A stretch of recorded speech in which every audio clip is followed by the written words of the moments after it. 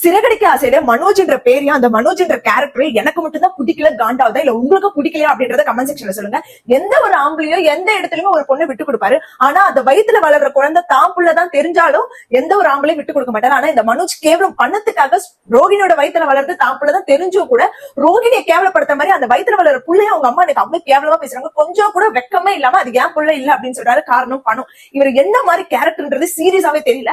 ஆம்பளைங்களுக்கான ஒரு வர்க்கத்தை இவர் கெடுக்கிற மாதிரி தான் எனக்கு தோணுது. உங்களுக்கு என்ன தோணுது? அவருடைய கேரக்டர் பத்தி நீங்க என்ன நினைக்கிறீங்க அப்படின்றது கமெண்ட் செக்ஷன்ல சொல்லுங்க. ஃபர்ஸ்ட் சீன் வந்து பாத்தீங்கன்னா இந்த காசு பணத்தை எடுத்து வச்சு யோசிச்சுட்டு இருக்காரு. இந்த காசு கொடுத்து எப்படியாவது அவளுக்கு டைவர்ஸ் வாங்கி கனகாவை கல்யாணம் பண்ணிட்டு லைஃப்ல செட்டில் ஆயிடலான்னு பார்த்தா இந்த ரோகிணி வேற வயித்துல ஒரு குழந்தை வாங்கி இப்படி உயிரை எடுக்கிறாள் அப்படின்ற மாதிரி யோசிச்சுட்டு இருக்காரு. சோ அடுத்த சீன் வந்து பாத்தீங்கன்னா முத்துவ மீனாவே காட்டுறாங்க. சோ நேத்து நடந்ததை பத்தி எல்லாத்தையும் அவங்க ரெண்டு பேரும் டிஸ்கஸ் பண்ணிட்டு இருக்காங்க. சோ ரெண்டு பேரும் முத்துவன் மீனா ரெண்டு பேருமே தெளிவா இருக்காங்க. மனோஜோட வயித்துல வளர்ந்து ரோகிணியோட வயித்துல வளர்ந்து மனோஜோட குழந்தை தான் அப்படின்றது தெளிவா இருக்காங்க. மனோஜ் மேல அவங்களுக்கு ரொம்ப தீவிரமா வந்து டவுட் வந்திருக்கு. ஆனா மீனா என்ன சொல்றாங்கன்னா எனக்கு ஒரே ஒரு மட்டும் புரியலங்க. இப்ப வந்து ரோகிணியோட வயித்துல வளர்ந்து மனோஜோட குழந்தை அது நமக்கு தெரியும். அத்தைக்கு தெரிஞ்சா எப்படி ஏத்துப்பாங்க அப்படின்னா கண்டிப்பா மீனா ஏத்துக்க மாட்டாங்க ரோகிணியை. ஏன்னா ரோகிணியோட வயித்துல வளர்ந்து மனோஜோட குழந்தைய மட்டும் பார்க்க மாட்டாங்க. ரோகிணி தான் அதுக்கு அம்மா அப்படின்றத தான் அவங்க பார்ப்பாங்க. சோ அதனால கண்டிப்பா ஏத்துக்க மாட்டாங்க. இது எங்க போய் முடிய போதுன்னு தெரியல அப்படின்ற மாதிரி அவங்க யோசிச்சாங்க.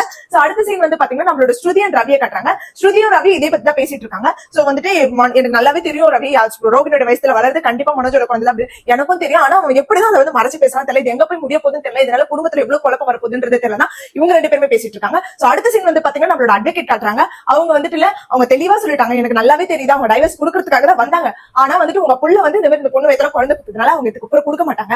சோ கண்டிப்பா ஏன் அந்த குழந்தைனாலதான் அந்த டைவர்ஸ் தடப்பட்டு போகும் அப்படின்னு கண்டிப்பா தடப்பட்டு போகும். அது மட்டும் இல்லாம மருத்துவ செலவு அவங்களுக்கான எக்ஸ்பென்சிவ் எல்லாத்தையும் உங்க புள்ள தான் கொடுக்குற மாதிரி இருக்கும். சோ அதனால டைவர்ஸ் வேணும்னா உங்க புள்ள கிட்ட கன்ஃபார்மா கேட்டுட்டு வாங்க. அது ரோகிணி வயித்துல வளர்ந்து அவரோட குழந்தை இல்லையான்றதை கேளுங்க. எனக்கு டவுட் இருக்கு. கண்டிப்பா அது மனோஜோட குழந்தையா தான் இருக்கும். உங்க புள்ள முடியல இதை நான் கண்டுபிடிச்சேன் அப்படின்னு சொல்லிட்டு விஜயாவை நல்லா குழப்பம் பண்ணி விட்டுறாங்க. ஆனா அவங்க அப்படி தெளிவா தான் இருக்காங்க. என் புள்ளியோட குழந்தையா இருக்காது அப்படின்ட்டு. ஆனா இவங்க குழப்பம் பண்ணி கூப்பிட்டு விஜயாவும் கொஞ்சம் யோசிக்கிறாங்க. அடுத்த சீன் வந்து பாத்தீங்கன்னா நம்ம ரேகாவை காட்டுறாங்க. வந்து வேலை தேடி அலைஞ்சிட்டு இருக்காங்க. அதுக்கப்புறம் மீனா வந்துட்டு பேசுறாங்க. என்னாச்சு இருக்கு அப்படின்னா வேலைக்காக தான் பாத்துட்டு இருக்கேன். சத்யாக்கு வேலை கிடைக்கல. சோ நானே வேலைக்கு போனல அப்படின்னு சொல்லிட்டு அவங்க ரெண்டு பேர் பேசிட்டு இருக்கும்போது சிந்தாமணி வராங்க. அவங்க பார்த்துட்டு என்ன சொல்றாங்கன்னா நீ எப்படி வளர்ந்த பொண்ணு ஒரு நாளைக்கு 3 ஜூஸ் குடிப்பேன் 3 ட்ரெஸ் மாத்துவேன் நீ இப்படி இருப்பா அப்படி இருப்பா நான் இப்படி கஷ்டப்படுற இவருக்கா பாரு பெரிய குடும்பத்துல கல்யாணம் பண்ணிட்டு போயிட்டா அவ சின்னக்கா இருக்கா பாரு அவ வந்து போலீஸ்காரனை கல்யாணம் பண்ணி போயிட்டா நீ வந்து ஒன்னும் உதவாதவன கல்யாணம் பண்ணிட்டு போயிட்டா அப்படின்னு ரேகா அதுக்கு சரியான பதிலடி கொடுத்துறாங்க. எவ்வளவுதான் காசு பணம் என்ன இருந்தாலும் என்ன வந்துட்டு சத்யா பாத்துக்காம யாராலையும் பாத்துக்க முடியாது அப்படின்னு சொல்றாங்க. அதை மீனா பார்த்து ரொம்ப பெருமைப்படுறாங்க. உனக்கு இதெல்லாம் இப்ப புரியாது கால போற போக்கு உனக்கு எல்லாமே புரியும் அப்படின்னு சொல்லிட்டு நம்மளோட சின்னமணி ரேகா கிட்ட சொல்லிட்டு அதை நாங்க கிளம்பிடுறாங்க. இந்த எபிசோட முடிக்கிறாங்க. இன்னைக்கு எபிசோடு கொஞ்சம் போரா தான் போச்சு. ஆனா நாளைக்கு ஒரு பெரிய ட்விஸ்ட் இருக்கு. என்னன்னு பாத்தீங்கன்னா நாளையோட எபிசோட்ல என்ன போட்டிருக்காங்க அப்படின்னா நம்மளோட முத்து மீனா வந்து மனோஜோட கடைக்கு வராங்க. அதே டைம்ல ரெண்டாவது கனகா கல்யாணம் பண்ணிருக்காங்க. அந்த பொண்ணு வராங்க. அந்த பொண்ணு கிட்ட மீனா கேட்கறாங்க நீங்க இங்க வந்திருக்கீங்க. இவங்களோட கல்யாணத்துக்கு மீனா முத்து தான் டெக்கரேஷன் பண்ணிருந்தாங்க.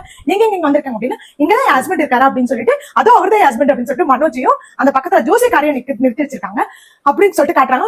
மீனாவும் முத்து அப்படி ஷாக்கா பாக்குறாங்க. உடனே கேட்ட உடனே இல்ல அந்த ஜோசியக்காரர் தான் ஹஸ்பண்ட் அப்படின்னு சொல்ல போறாங்க. அது நம்மளுக்கே தெரியும். ஏன்னா உண்மை இவ்வளவு சீக்கிரமா வளர்ந்துட்டா அப்புறம் எப்படி நாடகத்தை ஓட்ட முடியும். அதனால கண்டிப்பா இதுதான் நடக்கும் நடந்தாகும் பாப்போம். நான் அப்படிதான் நினைக்கிறேன். நீங்க அவர் மாட்டிப்பாரா இல்லையா அப்படி உங்களுக்கு என்ன தோணுது அப்படின்றத கமெண்ட் செக்ஷன்ல சொல்லுங்க.